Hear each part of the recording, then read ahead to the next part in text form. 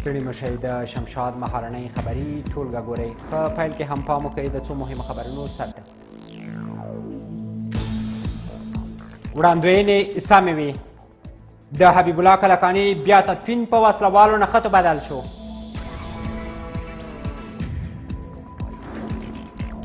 حکومت کوم اقدام ونه کړ.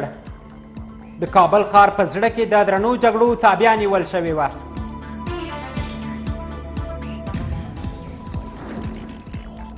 د بولدک لار پرانیستل شوه. افغان سوداګرو میلیونونه ډالره زیان وګاله.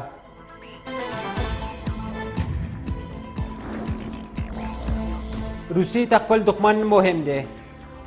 له ترکیې غوښتي چې کردان په نښه نه کړي.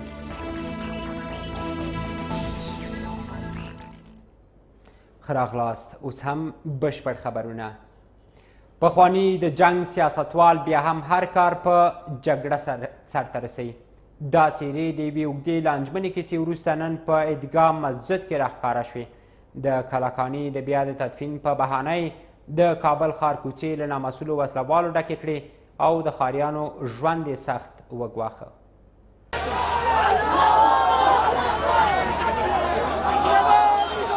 دا د یوې نوې کیسې پیل و. د کلکاني د بیا تدفین مسله ځینو کسانو د نامعلومو موخو لپاره راپورته کړه. د ټولو اندېښنو سره د کلکاني او د هغه د ملګرو په نوم بالاخره دا تابوتونه د کابل عیدګاه مسجد کې کېښودل شول. دلته نوې څیرې هم راپیدا شوې چې پخوا یې په دې مسله کې د پردې تر شا رول لوبولی و.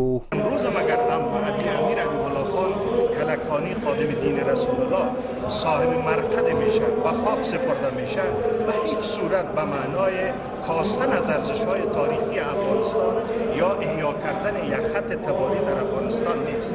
که ما 8 دهه قبل بزرگترین مهمترین شخصیت‌های تاریخ خود را از دست دادیم و ناجوانمردانه شهید ساخته شدند. امروز مردم افغانستان تصمیم گرفتند که تاریخ افغانستان یک بار دیگر رقم بزنند و تاریخ صحیح و بدون کذب بر مردم برملا بسازند. د تابوتونو د تدفین لپاره وړاندې د شهرینو شهراره غونډۍ په نښه شوې وه. خو اوس یې د مخنیوي لپاره هلته د ولسمشر لومړي مرستیال جنرال عبدالرشید دوستم خپل کسان کېنولي وو او اجازه یې نه ورکوله چې حبیب الله کلکاني او ملګرو ته یې منسوب تابوتونه پکې ښخ شي. د ځینو هوډې بدل شو او پرېکړه یې وکړه چې تابوتونه دې په کلاله پشته کې خاورو ته وسپارل شي. خو دې مسلې راټول شوي کسان په 2 ډلو وویشل. ځینو یې د خپلو مشرانو پر ضد شعارونه هم پورته کړل.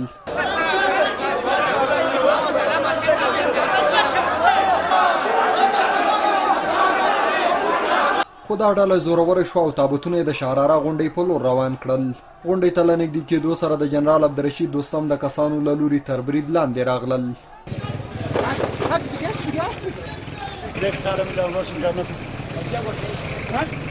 تر ماښام مهاله ګڼ نامسؤله وسلوال له سپکو او درنو وسلو سره د شهرینو په کوڅو کې راټول شول او ښاریان یې په تشویش کړل.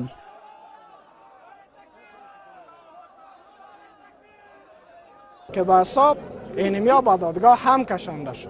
شاید 5 نفر زخمی بودک. 5 نفر از طرف همین تظاهراتچی ها، البته از طرف همین مردم زخمی شده. 1 نفر از طرف از وا که چشم دید ما نیست میگن کشته شده. خو تابوتونه لا په سړکونو ایښي دي. ما کل ما می‌جوزن تابوت.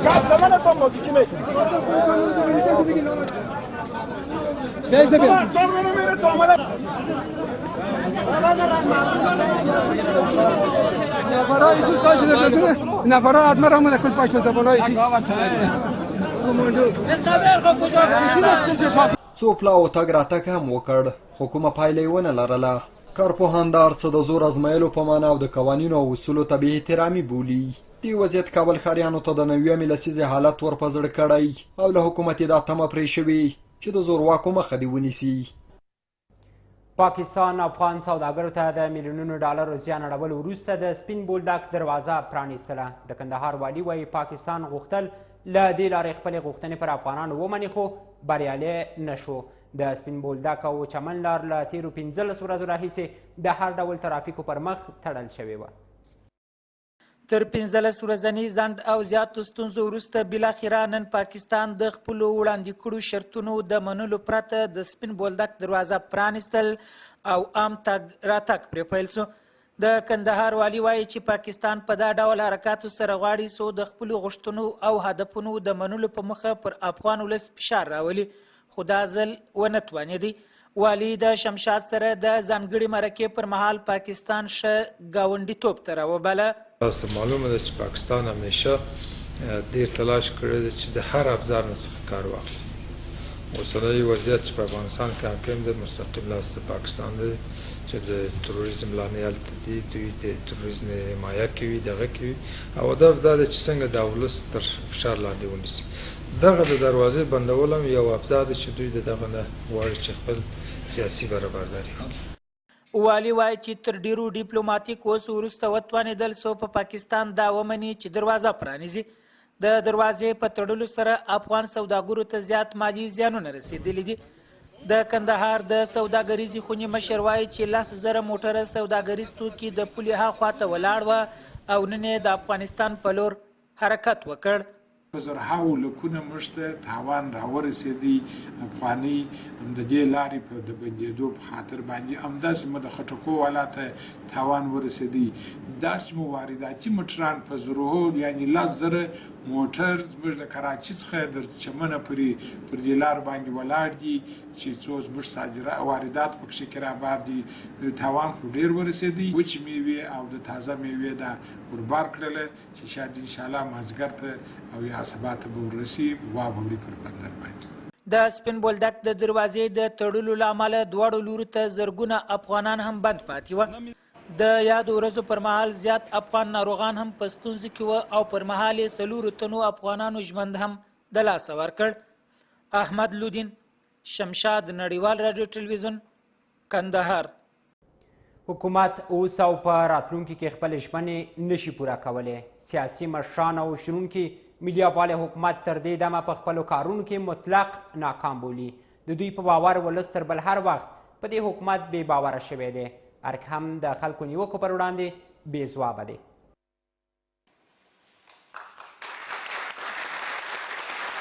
د ملي یووالي حکومت 2 کاله پوره کیږي، خو د حکومت او ولس ترمنځ واټن تر بل هر وخت زیات شوی. په ظاهر کې ولس پر ملي یووالي حکومت سخت بې باوره ښکاري. د حکومت مخالفه سیاسي جبهه حکومت په خپلو کارونو کې پاتې بولي او زیاتوي چې ستونزې ورځې بلې ته په زیاتېدو دي. که 15 کاله د افغانستان خلک د همدغه شی بې کفایته حکومت تر تسلط لاندې وي، هم به نړیوالې مرستې ضایع شي او هم به د افغانستان خلکو ته خدمات ارزانه شي. او تاسو پوهېږئ چې امنیتي حالت هم د هېواد ډېر زیات خراب دی. هره ورځ په سلګونو جنازې من خاورو ته سپارو او هره ورځ موږ په سلګونو مریضان په شفاخانو کې دي او په سلګونو کورنۍ په ویر باندې کېنو. د دې ټولو اساسي چاره دا ده چې حکومت خپل ځان له کفایت ښودلی. د چارو بل شنونکی عبدالشکور د ادرس وایي د دواړو مشرانو ترمنځ داسې هوکړلیک لاسلیک شوی چې یو بند یې هم په ښه توګه د پلي کېدو وړ نه دی. حکومت هیڅ شی نشي کولای، اوس هم نشي کولای، سبا هم نشي کولای، ځکه د اولې ورځې هوکړلیک د اختلافاتو د دروازو د خلاصون اصل دی. د ناامنیو ګراف هم تر بل هر وخت لوړ شوی. د ملي امنیت پخوانی رئیس رحمت الله نبیل هم څو ورځې وړاندې له یوې رسنۍ سره په مرکه کې له امنیتي اړخه روان وضعیت د اندېښنې وړ بللی و. یعنې وضعیت کاملا د ناهیلۍ طرف ته روان دی. په ناهیلۍ کې څوک مخته نشي تللی، څو چې موږ په خلکو هیلې را ایجاد نه کړو. دغه بنبستونه دا ناهیلۍ د دې باعث شوي دي چې موږ په ښه طرف لاړ نه شو. ښه طرف په دې معنا موږ روزمره خپل مادي معنوي سرمایه د لاسه ورکوو. فضا دې ته خلاصېږي او برابرېږي چې علني مداخلې د متخاصم ملکو د خوا نه په افغانستان کې زیات شي، جزایر د قدرت تقویه شي، اختلافات په مختلفو سطحو باندې زیات شي. ارګ نه مو د 2 کلونو لاسته راوړنو په اړه وپوښتل، خو سره له دې چې تر ناوخته یې په تمه کړو، خو بیا یې هم لاسته راوړنې راسره شریکې نه کړې. د ملي یووالي حکومت له جوړېدو سره ناامني پراخه شوې، د ځینو ولایتونو تر مرکزونو وسلوال رارسېدلي او ځینې ولسوالۍ د طالبانو لاسته ورغلي. دغه راز له اقتصادي او سیاسي اړخه هم داسې ښکاري چې ستونزې ورځې بلې ته مخ په زیاتېدو دي. د روښنۍ غورځنګ غړي دا ځل په مزاري څلورلاره کې سره راټولیږي. دا غونډه په دې مزنګ کې د دې غورځنګ د وژل شویو غړو د 40مې په بهانه جوړیږي، خو د غورځنګ ځینې پخواني غړي مخالفت کوي او د بیا ځل بریدونو اندېښنه لري. کابل ګارنیزون هم د وضعیت د خرابوالي په اړه خپلې اندېښنې د غورځنګ له غړو سره شریکې کړي. د روښنايي غورځنګ 15 کسانو فاتحه د مزاري په مسله کې اخیستل کیږي، خو د افغانستان د خلکو اعتماد ګوند مشر محمد امین محمدي وایي ځینې کسان غواړي په یادو مراسمو کې د خلکو له احساساتو ګټه پورته کړي. د نوموړي په وینا که بیا هم د دې مزنګ د وژل شوو فاتحه په ښه ډول مدیریت نشي، یو ځل بیا ستر تهدید موجود دی او دشمن به خپله ګټه پورته کړي. مثلا روز این شهدای ما قرار داریم و اگر این واقعا مدیریت باز هم نشوه، مردم واقف نشوه به این که واقعا باز هم تهدیدات وجود داره و دهشت افکنا باز هم در کمین هستند که ضربه به مردم افغانستان بزنن اگر خوب کار نشوه. بل لور ته د روښنايي غورځنګ غړي وایي د دې مزنګ د وژل شوو فاتحه به د مزاري په مسله کې اخیستل کیږي او دا د حکومت مسئولیت دی چې امنیت تامین کړي. امنیت وظیفه دولت ماست که بر هر شکل که میشه باید تامین امنیت کنه، چون خواسته خانواده‌های شهداست که دست جمعی باید تجلیل از شهدا 40 مشاهدات در مصلی شهید مزاری که صدای عدالت بود، رهبر عدالت اجتماعی بود و رهبر وحدت ملی در افغانستان بود. به مو خاطر انتخاب خانواده‌های شهدا هست. د دوی په باور د هرې بلې پیښې مسئولیت به د حکومت په غاړه وي. مسئولیت عهدهدار شده بود که ما تامین امنیت میکنیم و امروز هم تامین امنیت 40 شهدات در مصلی بزرگ استاد مزاری مسئولیتش به دوش دولت است، نیروهای امنیتی هست و پاسخده هم هر قضایی که پیش بیاید پاسخدهش هم همین نیروهای امنیتی باید باشه. د کابل د عمومي ګارنیزون قومندان ګلنبي احمدزی وایي د شهید مزاري په مسله کې یوازې مذهبي مراسم ترسره کیږي او د نورو مواردو لپاره اجازه نشته، خو کابل ګارنیزون بیا هم چمتو دی چې په ټولو ساحو کې کلک امنیتي تدابیر ونیسي. بناهن در مسئله شهید مزاری با اساس فیصله و یادداشت هیئت مدیره آن صرف برای مراسم مذهبی استفاده شده می تواند و در سایر موارد استفاده از آن مجاز نمی باشد. گارنیزون کابل و تمام نیروهای شامل تیم امنیتی آن خود را متعهد برای تأمین امنیت برگزاری همه مراسم در شهر و حومه کابل دانسته، از جمله آماده است مراسم 40 شهدای دیمزنگ را در مساجد و تکایا تأمین امنیت نماید. د روښنايي غورځنګ له دې وړاندې هم امنیتي ستونزې په پام کې ونه نیولې چې په دې مزنګ کې خونړی برید پرې وشو. د ولسي جرګې او ولسوالیو شوراګانو د ټاکنو په تړاو نړیوالو سره خبرې روانې دي. ولسمشر په کابل کې د ملګرو ملتونو د ټاکنو له تخنیکي ټیم غوښتي چې د ځانګړې څوکۍ سیستم په برخه کې ورسره مرسته وکړي. شنونکي وایي حکومت د ټاکنو لپاره هوډ نه لري او دا هڅې یوازې د بروکسل ناستې لپاره بهانې دي. ولسمشر غني په کابل کې د ملګرو ملتونو د ټاکنو د تخنیکي ټیم مشر د ولسي جرګې او ولسوالیو شوراګانو د راتلونکو ټاکنو د تخنیکي تیاریو او همکاریو په اړه په خپلو کې خبرې اترې کړې دي. د خبرو اصلي تمرکز د راتلونکو ټاکنو پر څرنګوالي و. د ټاکنو لپاره چمتووالی په چټکۍ سره روان دی. د ملي وحدت حکومت مشرتابه ټوله پروسه له نږدې څاري. یوناما او نړیواله ټولنه د دې پروسې سره تخنیکي همکاري کوي.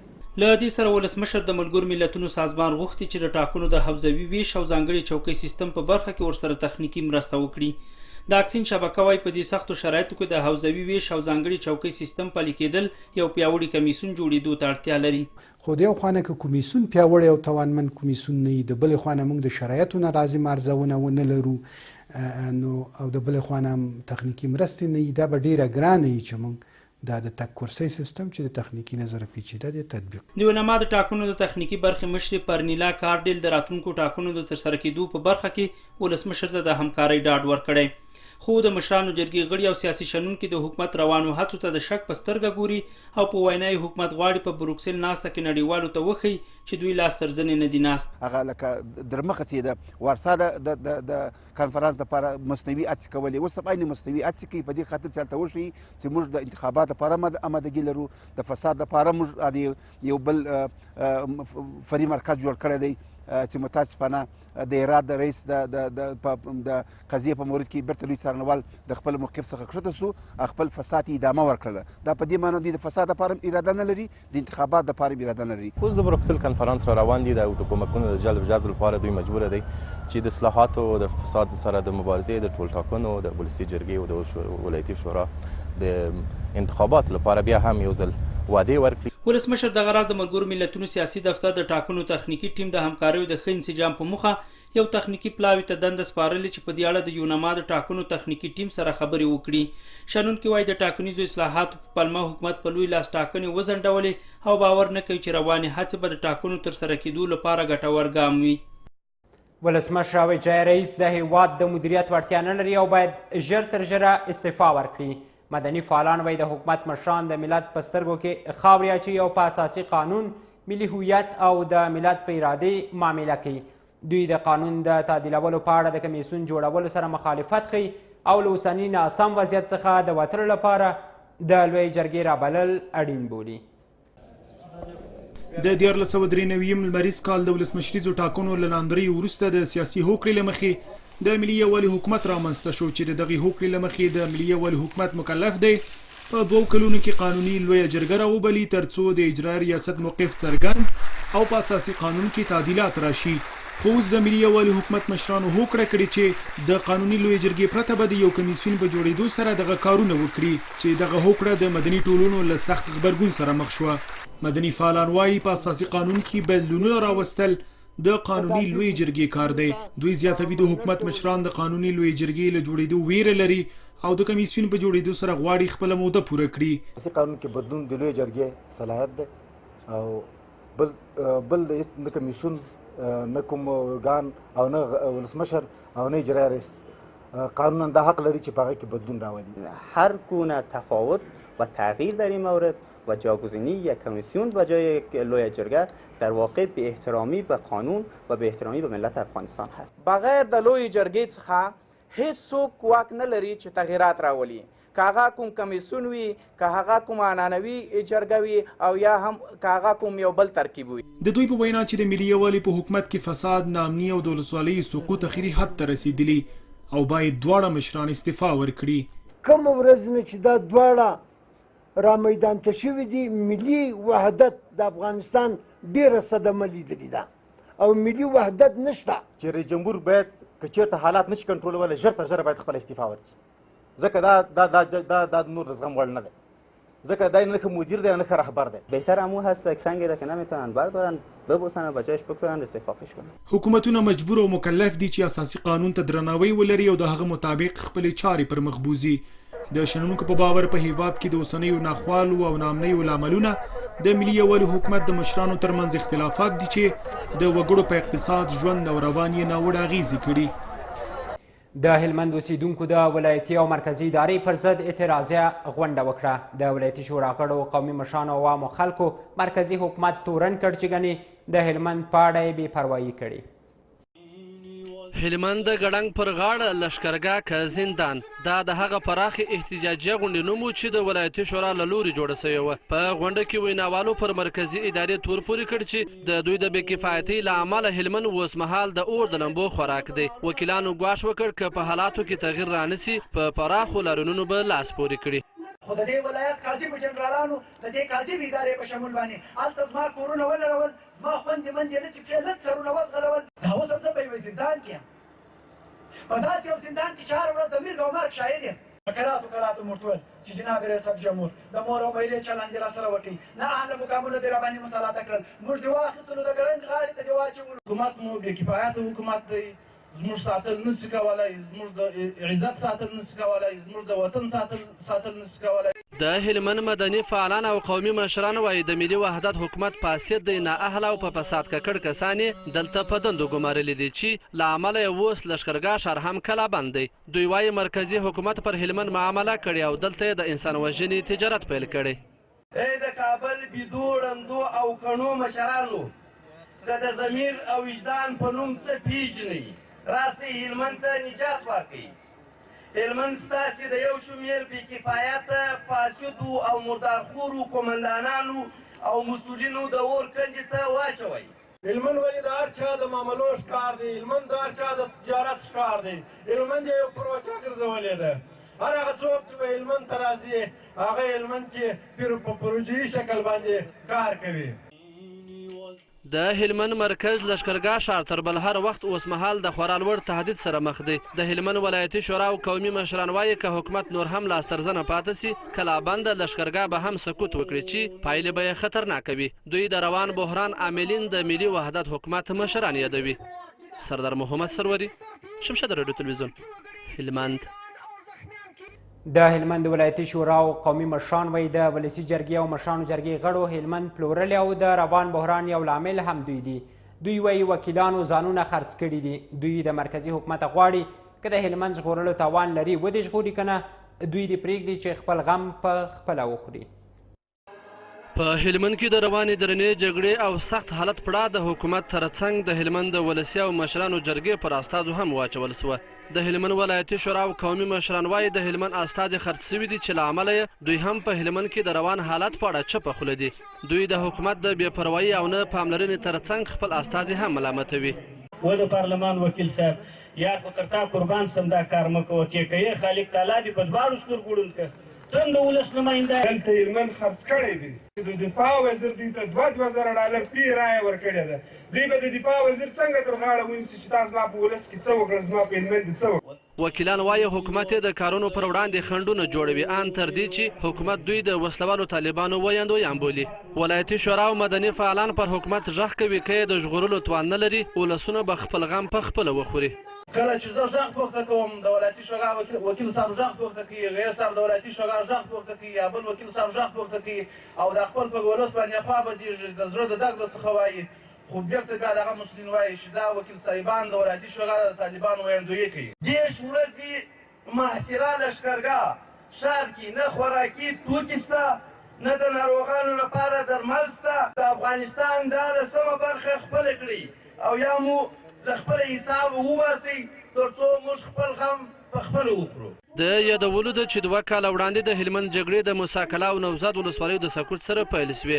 10 میاشتې وړاندې د جګړو له امله مرکزي سیمو ته وغځېدې چې د یادو ټولو سیمو د نیول کېدو لپاره یوازې ژمنې وسوې خو کومه سیمه هم تر اوسه نه ده نیول سوې.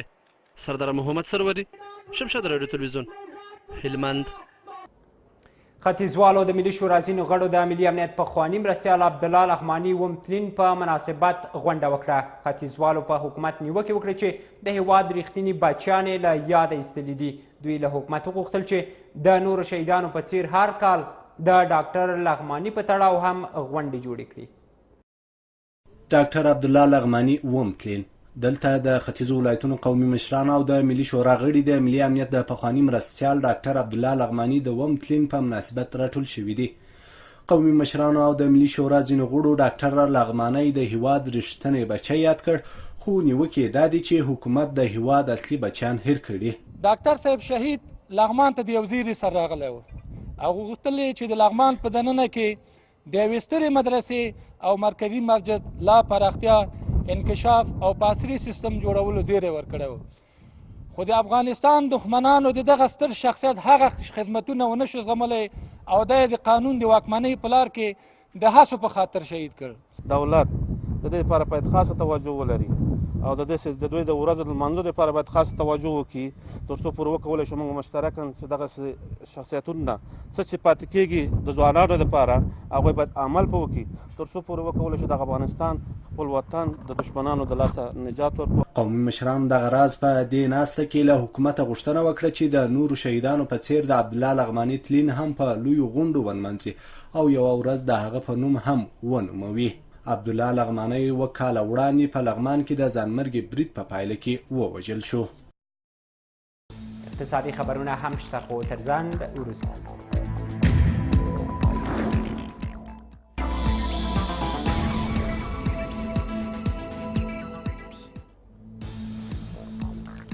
ستړي مشئ، اوس هم اقتصادي خبرونه.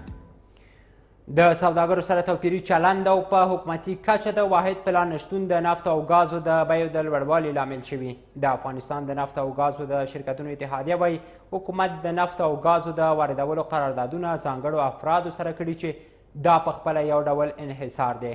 دغه اتحادیه وایي حکومت ورسره کړې ژمنې نه دي عملي کړي او ګواښ کوي که روان حالت دوام ومومي نو د نفت او ګازو له واردولو به لاس واخلي.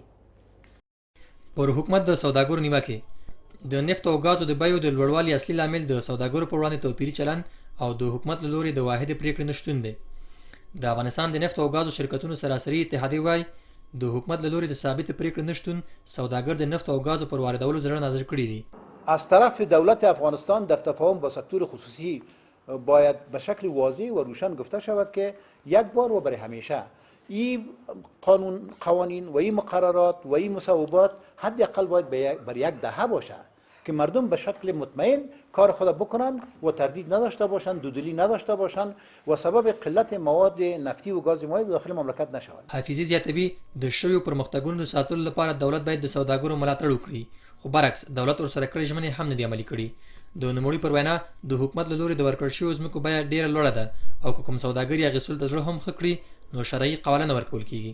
د ګازو د بیو د لوړوالي بل ستر لامل د نږدې ګاونډیو ملکونو په زیرمو کې کموالی یادیږي. تولید روزانه از بر افغانستان 700 تن بود، حالا تقلیل یافته به 400 تن، یعنی تقریبا به نیم رسیده. و گاز با کیفیت دیگه به می قیمت زیر بازار بورس بین‌المللی که بر ما ترکمنان میتن دیگه کشورها نمیتن. به این خاطر ذخایر قبلی ما که تاجرای گاز هستند که قبلا داشتن او به پایان رسیده. دغه اتحادیه وایي د نفت او ګازو د بیو د لوړوالي د مخنیوي لپاره باید حکومت ستراتیژیکې زیرمې جوړي او په ځانګړو حالاتو کې د بیو د ټیټوالي لپاره بازار ته وړاندې کړي. هر کال د ژمي پر رسیدو سره د نفت او ګازو په بیو کې لوړوالی راځي.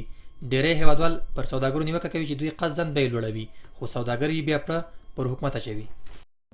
او تر لږ ځنډ وروسته د نړۍ څو مهم خبرونه.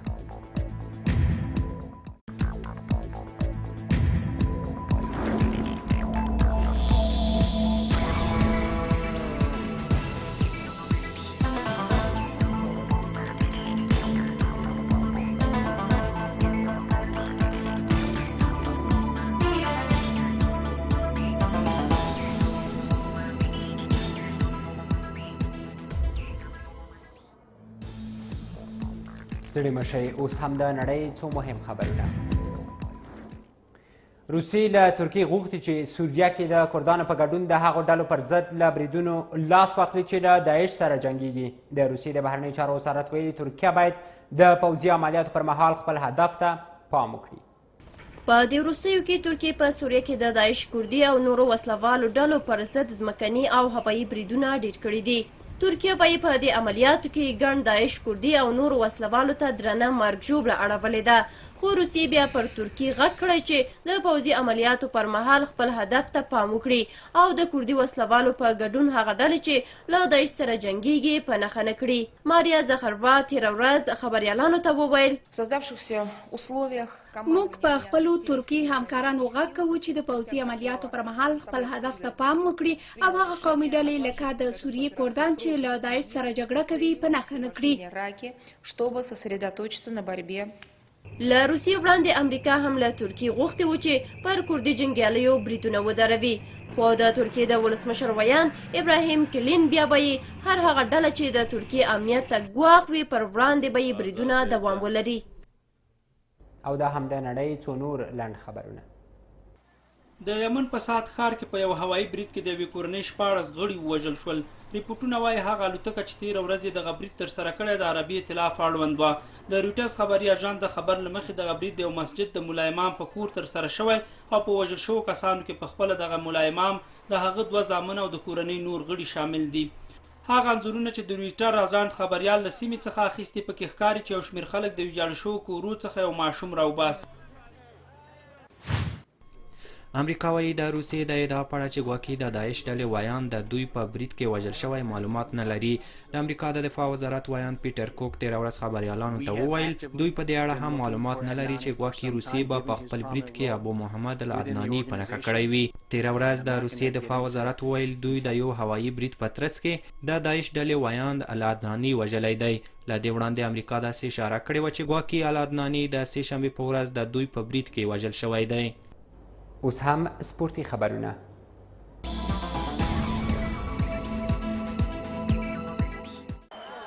د افغانستان د فوټبال غوره لیګ سیالیو د دویمې اونۍ په دویمه لوبه کې دفاعي اتلې د سپین غربازانو دویمه لوبه هم برابره کړه.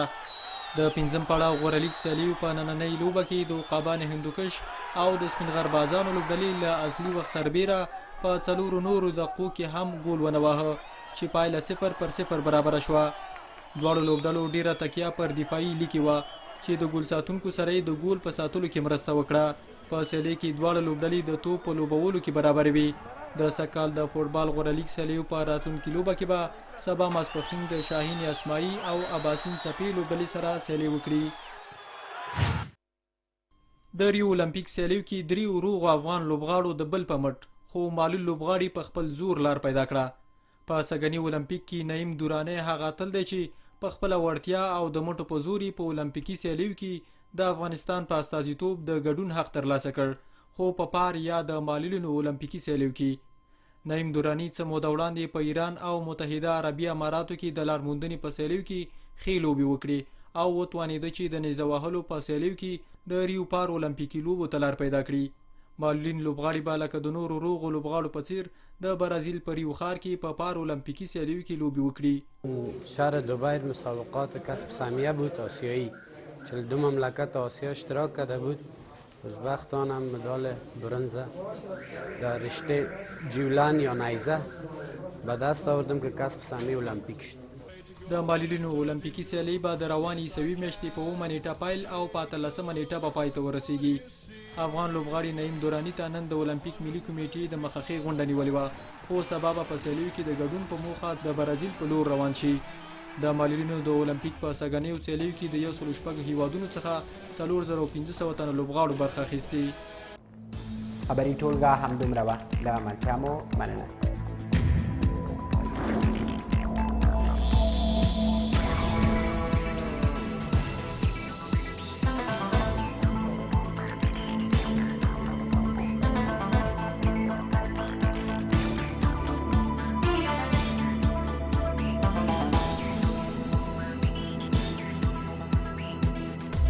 هم تګ راتګ پرې پیل سو.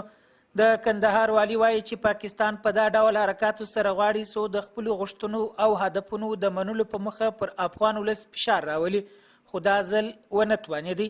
والي د شمشاد سره د ځانګړي مرکې پر مهال پاکستان ښه ګاونډیتوب ته راوباله. تاسو معلومه ده چې پاکستان همیشه ډېر تلاش کړی دی چې د هر ابزار نه څخه کار واخلي. اوسنی وضعیت چې په افغانستان کې حاکم دی مستقیم لاس د پاکستان دی چې د تروریزم لانې هلته دي، دوی د تروریزم حمایه کوي، دغه کوي، او هدف دا دی چې څنګه د ولس تر فشار لاندې ونیسي. دغه د دروازې بندول هم یو ابزار دی چې دوی د دغه نه غواړي چې خپل سیاسي برابرداري وکړي. والي وایي چې تر ډیرو ډیپلوماټیک اوس وروسته وتوانېدل څو په پاکستان دا ومني چې دروازه پرانیزي. د دروازې په تړلو سره افغان سوداګرو ته زیات مالي زیانونه رسېدلي دي. د کندهار د سوداګریزې خونې مشر وایي چې 10,000 موټره سوداګریز توکي د پولې هاخوا ته ولاړ وه او نن یې د افغانستان په لور حرکت وکړ. په زرهاو لکونه موږ ته تاوان راورسېدی. افغانۍ د دې لارې په د بندېدو په خاطر باندې همداسې مو د خټکو والا ته تاوان ورسېدی. داسې مو وارداتي موټران په زرهو یعنې 10,000 موټر زموږ د کراچي څخه در چمنه پورې پر دې لار باندې ولاړ دي چې څو زموږ واردات پکښې کې رابار دي. تاوان خو ډېر ورسېدی. وچې میوې او د تازه میوې دا وربار کړله چې شاید انشاءالله مازدیګر ته او یا سبا ته به ورسي واوړي پر بندر باندې. د سپین بولدک د دروازې د تړلو له امله دواړو لورو ته زرګونه افغانان هم بند پاتې وه. د یادو ورځو پر مهال زیات افغان ناروغان هم په ستونزو کې وه او پر مهال یې 4 تنو افغانانو ژوند هم د لاسه ورکړ. احمد لودین، شمشاد نړیوال راډیو ټلویزیون، کندهار. حکومت اوس او په راتلونکي کې خپلې ژمنې نشي پوره کولی. سیاسي مشران او شنونکي ملي افغان حکومت تر دې دمه په خپلو کارونو کې مطلق ناکام بولي. د دوی په باور ولس تر بل هر وخت په دې حکومت بې باوره شوی دی. ارګ هم د خلکو نیوکو پر وړاندې بې ځوابه دی.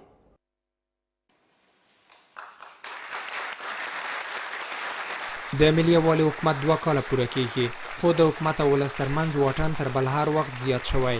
په ظاهر کې ولس پر ملي یووالي حکومت سخت بې باوره ښکاري. د حکومت مخالفه سیاسي جبهه حکومت په خپلو کارونو کې پاتې بولي او زیاتوي چې ستونزې ورځې بلې ته په زیاتېدو دي. که 15 کاله د افغانستان خلک د همدغسې یو بې کفایته حکومت تر تسلط لاندې وي، هم به نړیوالې مرستې ضایع شي او هم به د افغانستان خلکو ته خدمات ارزانه شي. او تاسو پوهېږئ چې امنیتي حالت هم د هېواد ډېر زیات خراب دی. هره ورځ په سلګونو جنازې موږ خاورو ته سپارو او هره ورځ موږ په سلګونو مریضان په شفاخانو کې دي او په سلګونو کورنۍ په ویر باندې کېنو. د دې ټولو اساسي چاره دا ده چې حکومت خپل ځان نه کفایت ښودلی. د چارو بل شنونکی عبدالشکور دادرس وایي د دواړو مشرانو ترمنځ داسې هوکړلیک لاسلیک شوی چې یو بند یې هم په ښه توګه د پلي کېدو وړ نه دی. حکومت هیڅ شی نشي کولای، اوس هم نشي کولای، سبا هم نشي کولای، ځکه د اولې ورځې هوکړلیک د اختلافاتو د دروازو د خلاصون اصل دی. د ناامنیو ګراف هم تر بل هر وخت لوړ شوی. د ملي امنیت پخوانی رئیس رحمت الله نبیل هم څو ورځې وړاندې له یوې رسنۍ سره په مرکه کې له امنیتي اړخه روان وضعیت د اندېښنې وړ بللی و. یعنې وضعیت کاملا د ناهیلۍ طرف ته روان دی. په ناهیلۍ کې څوک مخته نشي تللی، څو چې موږ په خلکو هیلې را ایجاد نه کړو. دغه بنبستونه هم د ناهیلۍ د دې باعث شوي دي چې موږ په ښه طرف لاړ نه شو. ښه طرف په دې معنا موږ روزمره خپل مادي معنوي سرمایه د لاسه ورکوو، فضا دې ته خلاصېږي او برابرېږي چې علني مداخلې د متخاصم ملکو د خوا نه په افغانستان کې زیات شي، جزایر د قدرت تقویه شي، اختلافات په مختلفو سطحو باندې زیات شي. ارګ نه مو د 2 کلونو لاسته راوړنو په اړه وپوښتل، خو سره له دې چې تر ناوخته یې په تمه کړو، خو بیا یې هم لاسته راوړنې راسره شریکې نه کړې. د ملي یووالي حکومت له جوړېدو سره ناامني پراخه شوې، د ځینو ولایتونو تر مرکزونو وسلوال رارسېدلي او ځینې ولسوالۍ د طالبانو لاسته ورغلي. دغه راز له اقتصادي او سیاسي اړخه هم داسې ښکاري چې ستونزې ورځې بلې ته مخ په زیاتېدو دي. د روښنۍ غورځنګ غړي دا ځل په مزاري څلورلارې کې سره راټولیږي. دا غونډه په دې مزنګ کې د دې غورځنګ د وژل شویو غړو د 40مې په بهانه جوړیږي، خو د غورځنګ ځینې پخواني غړي مخالفت کوي او د بیا ځل بریدونو اندېښنه لري. کابل ګارنیزون هم د وضعیت د خرابوالي په اړه خپلې اندېښنې د غورځنګ له غړو سره شریکې کړي. د روښنايي غورځنګ 15 کسانو فاتحه د مزاري په مسله کې اخیستل کیږي، خو د افغانستان د خلکو اعتماد ګوند مشر محمد امین محمدي وایي ځینې کسان غواړي په یادو مراسمو کې د خلکو له احساساتو ګټه پورته کړي. د نوموړي په وینا که بیا هم د دې مزنګ د وژل شوو فاتحه په ښه ډول مدیریت نشي، یو ځل بیا ستر تهدید موجود دی او دشمن به خپله ګټه پورته کړي. مثلا روز این شهدای ما قرار داریم و اگر این واقعا مدیریت باز هم نشوه، مردم واقف نشوه به این که واقعا باز هم تهدیدات وجود داره و دهشت افکنا باز هم در کمین هستند که ضربه به مردم افغانستان بزنن اگر خوب کار نشوه. بل لور ته د روښنايي غورځنګ غړي وایي د دې مزنګ د وژل شوو فاتحه به د مزاري په مسله کې اخیستل کیږي او دا د حکومت مسئولیت دی چې امنیت تامین کړي. امنیت وظیفه دولت ماست که بر هر شکل که میشه باید تامین امنیت کنه، چون خواسته خانواده‌های شهداست که دست جمعی باید تجلیل از شهدا 40 مشاهدات در مصلی شهید مزاری که صدای عدالت بود، رهبر عدالت اجتماعی بود و رهبر وحدت ملی در افغانستان بود. به مو خاطر انتخاب خانواده شهدا هست. د دوی په باور د هرې بلې پیښې مسئولیت به د حکومت په غاړه وي. مسئولیت عهدهدار شده بود که ما تامین امنیت میکنیم و امروز هم تامین امنیت 40 شهدات در مصلی بزرگ استاد مزاری مسئولیتش به دوش دولت است، نیروهای امنیتی هست و پاسخده هم هر قضایی که پیش بیاید پاسخدهش هم همین نیروهای امنیتی باید باشه. د کابل د عمومي ګارنیزون قومندان ګلنبي احمدزی وایي د شهید مزاري په مسله کې یوازې مذهبي مراسم ترسره کیږي او د نورو مواردو لپاره اجازه نشته، خو کابل ګارنیزون بیا هم چمتو دی چې په ټولو ساحو کې کلک امنیتي تدابیر ونیسي. بناهن در مسئله شهید مزاری با اساس فیصله و یادداشت هیئت مدیره آن صرف برای مراسم مذهبی استفاده شده می تواند و در سایر موارد استفاده از آن مجاز نمی باشد. گارنیزون کابل و تمام نیروهای شامل تیم امنیتی آن خود را متعهد برای تأمین امنیت برگزاری همه مراسم در شهر و حومه کابل دانسته، از جمله آماده است مراسم 40 شهدای دیمزنگ را در مساجد و تکایا تامین امنیت نماید. د روشنايي غورځنګ له دې وړاندې هم امنیتي ستونزې په پام کې ونه نیولې چې په دې مزن کې خونړی برید پرې وشو. د ولسي جرګې او ولسوالیو شوراګانو د ټاکنو په تړاو نړیوالو سره خبرې روانې دي. ولسمشر په کابل کې د ملګرو ملتونو د ټاکنو له تخنیکي ټیم غوښتي چې د ځانګړې څوکۍ سیستم په برخه کې ورسره مرسته وکړي. شنونکي وایي حکومت د ټاکنو لپاره هوډ نه لري او دا هڅې یوازې د بروکسل ناستې لپاره بهانې دي. ولسمشر غني په کابل کې د ملګرو ملتونو د ټاکنو د تخنیکي ټیم مشر د ولسي جرګې او ولسوالیو شوراګانو د راتلونکو ټاکنو د تخنیکي تیاریو او همکاریو په اړه په خپلو کې خبرې اترې کړې دي. د خبرو اصلي تمرکز د راتلونکو ټاکنو پر څرنګوالي و. د ټاکنو لپاره چمتووالی په چټکۍ سره روان دی. د ملي وحدت حکومت مشرتابه ټوله پروسه له نږدې څاري. یوناما او نړیواله ټولنه د دې پروسې سره تخنیکي همکاري کوي. له دې سره ولسمشر د ملګرو ملتونو سازمان غوښتي چې د ټاکنو د حوزوي ویش او ځانګړي چوکۍ سیستم په برخه کې ورسره تخنیکي مرسته وکړي. د اکسین شبکه وايي په دې سختو شرایطو کې د حوزوي ویش او ځانګړي چوکۍ سیستم پلي کېدل یو پیاوړي کمیسیون جوړېدو ته اړتیا لري. خو د یو خوا که کمیسیون پیاوړی او توانمند کمیسیون نه وي، د بلې خوا نه موږ د شرایطو نه لازم ارزونه ونه لرو نو او د بلې خوا نه هم تخنیکي مرستې نه وي، دا به ډېره ګرانه وي چې موږ دا د تک کرسۍ سیستم چې د تخنیکي نظره پیچیده دی تطبیق. د یوناما د ټاکنو د تخنیکي برخې مشرې پرنیلا کارډیل د راتلونکو ټاکنو د ترسره کېدو په برخه کې ولسمشر ته د همکارۍ ډاډ ورکړی.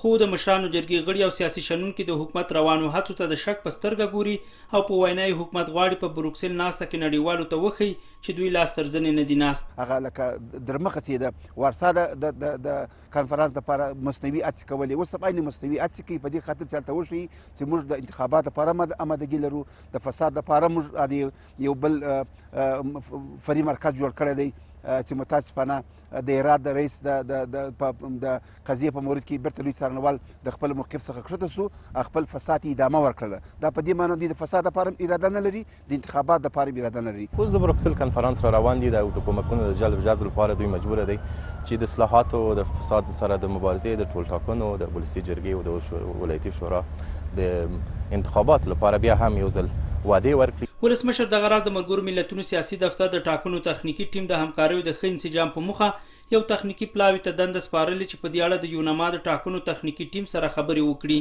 شنونکي وایي د ټاکنیزو اصلاحاتو په پلمه حکومت په لوی لاس ټاکنې وځنډولې او باور نه کوي چې روانې هڅې به د ټاکنو ترسره کېدو لپاره ګټور ګام وي. ولسمشر او اجرایي رئیس د هیواد د مدیریت وړتیا نه لري او باید ژر تر ژره استعفا ورکړي. مدني فعالان وایي د حکومت مشران د ملت په سترګو کې خاورې اچوي او په اساسي قانون، ملي هویت او د ملت په ارادې معامله کوي. دوی د قانون د تعدیلولو په اړه د کمیسیون جوړولو سره مخالفت ښیي او له اوسني ناسم وضعیت څخه د وتلو لپاره د لویې جرګې رابلل اړین بولي. د 1993 لمریز کال د ولسمشریزو ټاکنو له لاندرۍ وروسته د سیاسي هوکړې له مخې د ملي یووالي حکومت رامنځته شو چې د دغې هوکړې له مخې د ملي یووالي حکومت مکلف دی په 2 کلونو کې قانوني لویه جرګه راوبلي ترڅو د اجرایي ریاست موقف څرګند او په اساسي قانون کې تعدیلات راشي. خو اوس د ملي یووالي حکومت مشرانو هوکړه کړې چې د قانوني لویې جرګې پرته به د یو کمیسیون په جوړېدو سره دغه کارونه وکړي چې دغه هوکړه د مدني ټولنو له سخت غبرګون سره مخ شوه. مدني فعالان وایي په اساسي قانون کې بدلون د موسی کلا او نوزاد ولسوالیو د سقوط سره پیل شوې. لس میاشتې وړاندې د جګړو له امله مرکزي سیمو ته وغځېدې چې د یادو ټولو سیمو د نیول کېدو لپاره یوازې ژمنې وسوې، خو کومه سیمه هم تر اوسه نه ده نیول سوې. سردار محمد سروري، شمشاد راډیو تلویزیون، هلمند. ختیځوالو د ملي شورا ځینو غړو د ملي امنیت پخواني مرستیال عبدالله لغماني ومتلین په مناسبت غونډه وکړه. ختیځوالو په حکومت نیوکې وکړې چې د هیواد ریښتیني بچیان یې له یاده ایستلي دي. دوی له حکومت وغوښتل چې د نورو شهیدانو په څیر هر کال د ډاکټر لغماني په تړاو هم غونډې جوړې کړي. ډاکټر عبدالله لغماني ومتلین دلته د ختیځو ولایتونو قومي مشران او د ملي شورا غړي د ملي امنیت د پخواني مرستیال ډاکټر عبدالله لغماني د ومتلین په مناسبت راټول شوي دي. قومي مشرانو او د ملي شورا ځینو غړو ډاکټر لغماني د هیواد رښتینی بچی یاد کړ، خو نیوکې دا دي چې حکومت د هیواد اصلي بچیان هیر کړي. ډاکټر صاحب شهید لغمان ته د یو زیري سر راغلی و او غوښتل چې د لغمان په دننه کې د یوې سترې مدرسې او مرکزي مسجد لا پراختیا، انکشاف او په عصري سیستم جوړولو زیری ورکړی و. خو د افغانستان دښمنانو د دغه ستر شخصیت هغه خدمتونه ونه شو زغملی او دا یې د قانون د واکمنۍ په لار کې د هڅو په خاطر شهید کړ. دولت د دې لپاره باید خاصه توجه ولري او د دوی د ورځو د لمانځلو لپاره باید خاصه توجه وکړي تر څو پورې وکولی شو موږ مشترکاً چې دغه شخصیتونه څه چې پاتې کېږي د ځوانانو لپاره هغوی باید عمل په وکړي تر څو پورې وکولی شو دغه افغانستان خپل وطن د دښمنانو د لاسه نجات ورکړو. قومي مشرانو دغه راز په دې ناسته کې له حکومته غوښتنه وکړه چې د نورو شهیدانو په څیر د عبدالله لغماني تلین هم په لویو غونډو ونمنځي او یوه ورځ د هغه په نوم هم ونوموي. عبدالله لغمانی 2 کاله وړاندې په لغمان کې د ځانمرګي برید په پایله کې ووژل شو. اقتصادي خبرونه هم شته خو تر ځنډ وروسته.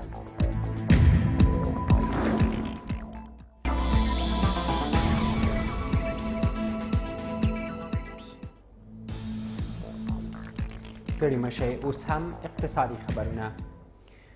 د سوداګرو سره توپیري چلند او په حکومتي کچه د واحد پلان نشتون د نفت او ګازو د بیو د لوړوالي لامل شوي.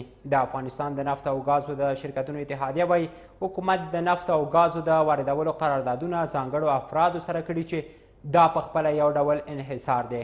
دغه اتحادیه وایي حکومت ورسره کړي ژمنې نه دي عملي کړي او ګواښ کوي که روان حالت دوام ومومي نو د نفت او ګازو له واردولو به لاس واخلي. پر حکومت د سوداګرو نیوکې د نفت او ګازو د بیو د لوړوالي اصلي لامل د سوداګرو پر وړاندې توپیري چلند او د حکومت له لوري د واحدې پریکړې نشتون دی. د افغانستان د نفت او ګازو شرکتونو سراسري اتحادیې وایي د حکومت له لوري د ثابتې پریکړې نشتون سوداګر د نفت او ګازو پر واردولو زړه نازل کړي دي. از طرف دولت افغانستان در تفاهم با سکتور خصوصی باید به شکل واضح و روشن گفته شود که یک بار و برای همیشه این قوانین و این مقررات و این مصوبات حداقل باید بر یک دهه باشه که مردم به شکل مطمئن کار خود بکنن و تردید نداشته باشند، دودلی نداشته باشند و سبب قلت مواد نفتی و گاز مایع داخل مملکت نشود. حافظی زیاتوي د شویو پرمختګونو د ساتلو لپاره دولت باید د سوداګرو ملاتړ وکړي، خو برعکس دولت ورسره کړې ژمنې هم نه دي عملي کړي. د نوموړي پر وینا د حکومت له لوري د ورکړل شویو ځمکو بیه ډیره لوړه ده او که کوم سوداګر یې اخیستلو ته زړه هم ښه کړي نو شرعي قوانه نه ورکول کیږي. د ګازو د بیو د لوړوالي بل ستر لامل د نږدې ګاونډیو ملکونو په زیرمو کې کموالی یادیږي. تولید روزانه از بر افغانستان 700 تن بود، حالا تقلیل یافته به 400 تن، یعنی تقریبا به نیم رسیده. و گاز با کیفیت دیگه به می قیمت زیر بازار بورس بین‌المللی که بر ما ترکمنان میتن دیگه کشورها نمیتن. به این خاطر ذخایر قبلی ما که تاجرای گاز هستند که قبلا داشتن او به پایان رسیده. دغه اتحادیه وایي د نفت او ګازو د بیو د لوړوالي د مخنیوي لپاره باید حکومت ستراتیژیکې زیرمې جوړي او په ځانګړو حالاتو کې د بیو د ټیټوالي لپاره بازار ته وړاندې کړي. هر کال د ژمي پر رسیدو سره د نفت او ګازو په بیو کې لوړوالی راځي. ډېری هیوادوال پر سوداګرو نیوکه کوي چې دوی قصداً بیې لوړوي خو سوداګر یې بیا پر حکومت اچوي. او تر لږ ځنډ وروسته د نړۍ څو مهم خبرونه.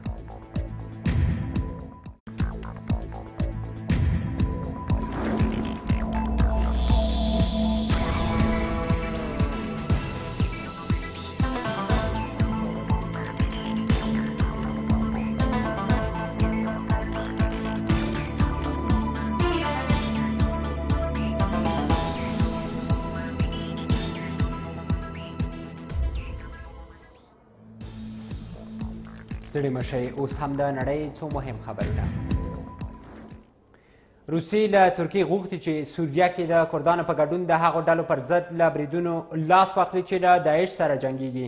د روسیې د بهرنیو چارو وزارت ویلي ترکیه باید د پوځي عملیاتو پر مهال خپل هدف ته پام وکړي. په دې وروستیو کې ترکیې په سوریه کې د داعش کردي او نورو وسلوالو ډلو پر ضد ځمکني او هوایي بریدونه ډېر کړي دي.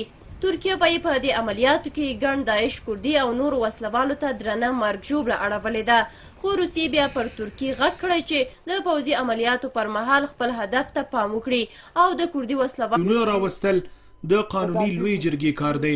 دوی زیاتوي د حکومت مشران د قانوني لوی جرګې له جوړېدو ویره لري او د کمیسیون په جوړېدو سره غواړي خپله موده پوره کړي. قانون کې بدلون د لوی جرګې صلاحیت دی او بل د کمیسیون نه کوم ارګان او نه ولسمشر او نه اجرایه رئیس قانونا دا حق لري چې په هغه کې بدلون راولي. هر گونه تفاوت و تغییر در این مورد و جاگزینی یک کمیسیون و جای لوی جرگه در واقع به احترامی به قانون و به احترامی به ملت افغانستان هست. بغیر د لوی جرګې څخه هیڅوک واک نه لري چې تغییرات راولي، که هغه کوم کمیسیون وي، که هغه کوم عنعنوي جرګه وي او یا هم که هغه کوم یو بل ترکیب وي. د دوی په وینا چې د ملي یووالي په حکومت کې فساد، ناامني او د ولسوالیو سقوط اخري حد ته رسیدلي او باید دواړه مشران استعفا ورکړي.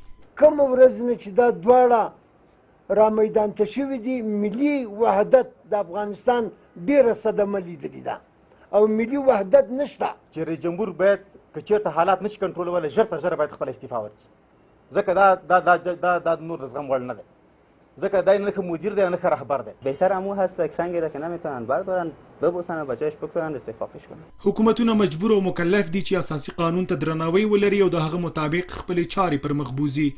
د شنونکو په باور په هیواد کې د اوسنیو ناخوالو او ناامنیو لاملونه د ملي یووالي حکومت د مشرانو ترمنځ اختلافات دي چې د وګړو په اقتصاد، ژوند او روان یې ناوړه اغېزې کړي.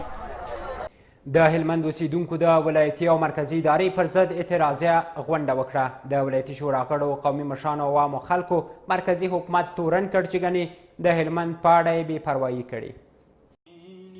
هلمند د ګړنګ پر غاړه لښکرګاه که زندان دا د هغه پراخې احتجاجیه غونډې نوم و چې د ولایتي شورا له لورې جوړه سوې وه. په غونډه کې ویناوالو پر مرکزي ادارې تور پورې کړ چې د دوی د بې کفایتۍ له امله هلمند اوس مهال د اور د لمبو خوراک دی. وکیلانو ګواښ وکړ که په حالاتو کې تغییر رانسي په پراخو لاریونونو به لاس پورې کړي.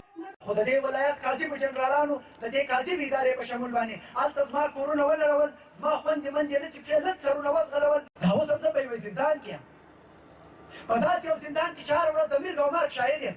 کراتو مورته ویل چې جناب ریاست جمهور د مور او میرې چلند دې راسره وکړي، نه اهله مقامونه دې راباندې مسلط کړل، موږ دې واخیستلو د ګړنګ غاړې ته دې واچولو. حکومت مو بې کفایته حکومت دی، زموږ ساتل نشي کولی، زموږ د عزت ساتل نشي کولی، زموږ د وطن ساتل نشي کولی. د هلمند مدني فعالان او قومي مشران وایي د ملي وحدت حکومت فاسد دی، نااهله او په فساد ککړ کسان یې دلته په دندو ګمارلي دي چې له امله یې اوس لښکرګاه ښار هم کلا بند دی. دوی وایي مرکزي حکومت پر هلمند معامله کړې او دلته یې د انسان وژنې تجارت پیل کړی.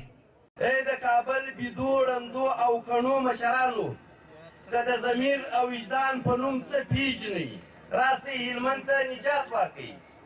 هلمند ستاسې د یو شمېر بې کفایته فاسدو او مردارخورو قومندانانو او مسؤلینو د اور کندې ته واچوئ. هلمند ولې د هر چا د معاملو ښکار دی، هلمند د هر چا د تجارت ښکار دی، هلمند یې یو پروژه ګرځولې ده. هر هغه څوک چې په هلمند ته راځي هغه هلمند کې په پروژهیي شکل باندې کار کوي. د هلمند مرکز لښکرګاه ښار تر بل هر وخت اوس مهال د خورا لوړ تهدید سره مخ دی. د هلمند ولایتي شورا او قومي مشران وایي که حکومت نور هم لاسترزنه پاتې سي، کلا بنده لښکرګاه به هم سقوط وکړي چې پایلې به یې خطرناکه وي. دوی د روان بحران عاملین د ملي وحدت حکومت مشران یادوي. سردار محمد سروري، شمشاد راډیو تلویزیون، هلمند. د هلمند ولایتي شورا او قومي مشران وایي د ولسي جرګې او مشرانو جرګې غړو هلمند پلورلی او د روان بحران یو لامل هم دوی دي. دوی وایي وکیلانو ځانونه خرڅ کړي دي. دوی د مرکزي حکومت غواړي که د هلمند ژغورلو توان لري ودې ژغوري، که نه دوی دې پرېږدي چې خپل غم په خپله وخوري. په هلمند کې د روانې درنې جګړې او سخت حالت پړه د حکومت ترڅنګ د هلمند د ولسي او مشرانو جرګې پر استازو هم واچول سوه. د هلمند ولایتي شورا او قومي مشران وایي د هلمند استازي خرڅ سوي دي چې له امله یې دوی هم په هلمند کې د روان حالت په اړه چپه خوله دي. دوی د حکومت د بې پروایي او نه پاملرنې ترڅنګ خپل استازي هم ملامتوي. و د پارلمان وکیل صاحب یا خو تر تا قربان سم دا کار مه کوه، کې که یې خالق تعالی دې په دواړو سترګو ړوند کړه. څنګه ولس نماینده دلته هلمند خرڅ کړی دی، د دفاع وزیر دوی ته $2,000 فی رایه ورکړې ده. دوی به د دفاع وزیر څنګه تر غاړه ونیسي چې تاسو زما په ولس کې څه وکړه، زما په هلمند کې څه وکړه. وکیلان وایي حکومت یې د کارونو پر وړاندې خنډونه جوړوي، ان تر دې چې حکومت دوی د وسلوالو طالبانو ویاندویان بولي. ولایتي شورا او مدني فعالان پر حکومت غږ کوي که یې د ژغورلو توان نه لري ولسونه به خپل غم په خپله وخوري. کله چې زه غږ پورته کوم د ولایتي شورا وکیل صاحب غږ پورته کوي، غیر صاحب د ولایتي شورا غږ پورته کوي، یا بل وکیل صاحب غږ پورته کوي او د خپل په ولس باندې خوا بدېږي، د زړه د درد څخه وایي. خو بېرته بیا دغه مسؤلین وایي چې دا وکیل صاحبان د ولایتي شورا د طالبانو ویاندویي کوي. دېرش ورځې محاصره لښکرګاه ښار کې نه خوراکي توکي شته نه د ناروغانو لپاره درمل شته. د افغانستان دا لسمه برخه خپله کړي او یا مو له خپله حساب وباسئ تر څو موږ خپل غم په خپله وخورو. د یادولو ده چې 2 کاله وړاندې د هلمند جګړې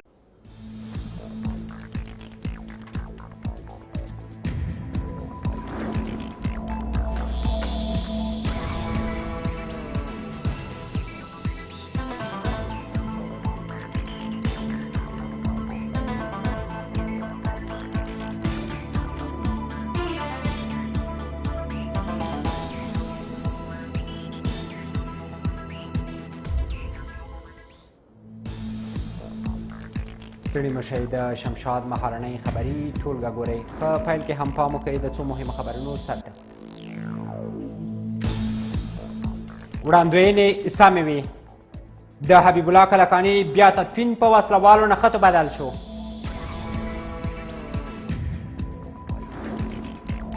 حکومت کوم اقدام ونه کړ. د کابل ښار په زړه کې د درنو جګړو تابیا نیول شوې وه.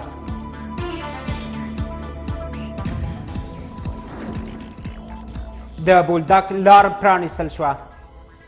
افغان سوداګرو میلیونونه ډالره زیان وګاله.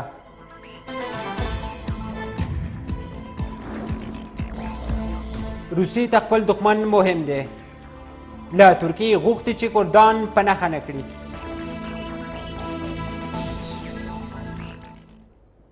ښه راغلاست. اوس هم بشپړ خبرونه. پخوانی د جنگ سیاستوال بیا هم هر کار په جګړه سرته رسوي. دا څیرې د یوې اوږدې لانجمنې کیسې وروسته نن په عیدګاه مسجد کې راښکاره شوې. د کلکاني د بیا د تدفین په بهانه د کابل ښار کوڅې له نامسؤلو وسلوالو ډکې کړې او د ښاریانو ژوند یې سخت وګواښه.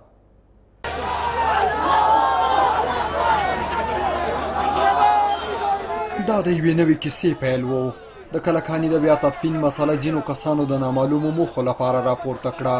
د ټولو اندېښنو سره د کلکاني او د هغه د ملګرو په نوم بالاخره دا تابوتونه د کابل عیدګاه مسجد کې کېښودل شول. دلته نوې څیرې هم راپیدا شوې چې پخوا یې په دې مسله کې د پردې تر شا رول لوبولی و. امروز هم اگر امیر حبیب الله خان کلکانی خادم دین رسول الله صاحب مرقد میشه و خاک سپرده میشه به هیچ صورت به معنای کاستن از ارزش‌های تاریخی افغانستان یا احیا کردن یک خط تباری در افغانستان نیست.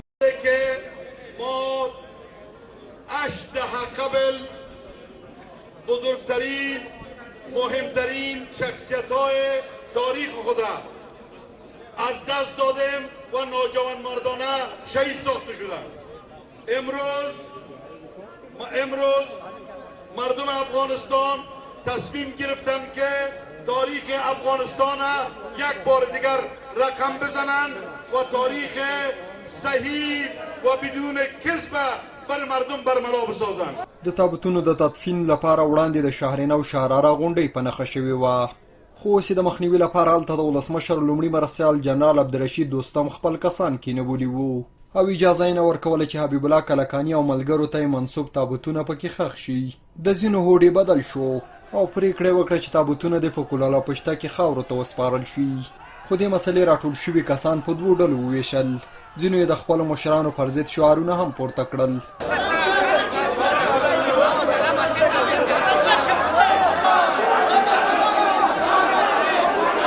خو دا ډله زوروره شوه او تابوتونه یې د شهراره غونډۍ په لور روان کړل.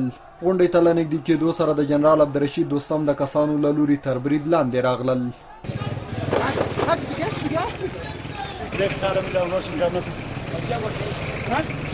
تر ماښام مهاله ګڼ نامسؤله وسلوال له سپکو او درنو وسلو سره د شهرینو په کوڅو کې راټول شول او ښاریان یې په تشویش کړل.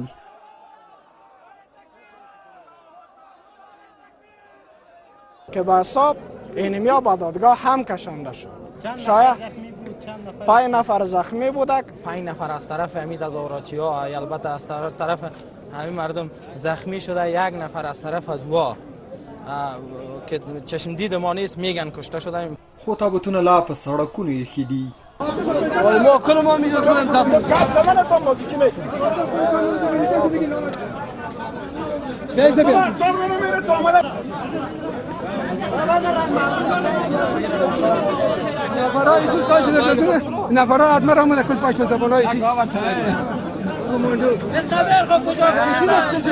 څو پلاو تګ راتګ هم وکړ خو کومه پایله یې ونه لرله.